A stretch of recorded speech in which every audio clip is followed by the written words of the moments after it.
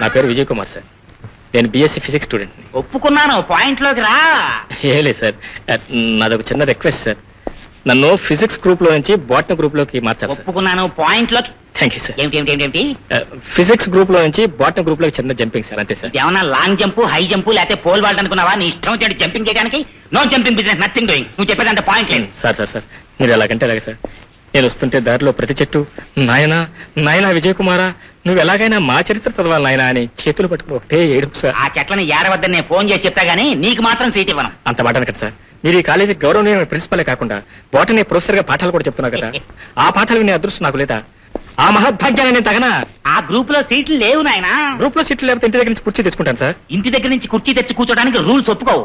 కూర్చోడానికి రూల్స్ ఒప్పుకోకపోతే కనీసం క్లాస్ లో మూలగా నుంచుంటాను సార్. అబ్బా, standing passenger sir, not allowed in the classes. అయితే మీరు నాకు సీట్ ఎవరన్నమాట? ఇవ్వను. మీరు నాకు సీట్ ఎవరన్నమాట? ఇవ్వను. మీరు నాకు సీట్ ఇస్తారా లేదా? ఇవ్వను. సార్ మీ కాళ్ళు కూడా పట్టుకున్నాను, కాదంటే వీలేదు. నా సీట్ ఇవ్వండి సార్. కాళ్ళకి దండం పెట్టడం అంటే సెంటిమెంట్ తో గంట వాయించేయటమే. సరే, సోమవారం చూద్దాం. మీరు సీట్ ఇచ్చినట్టేగా? సోమవారం చూద్దాం.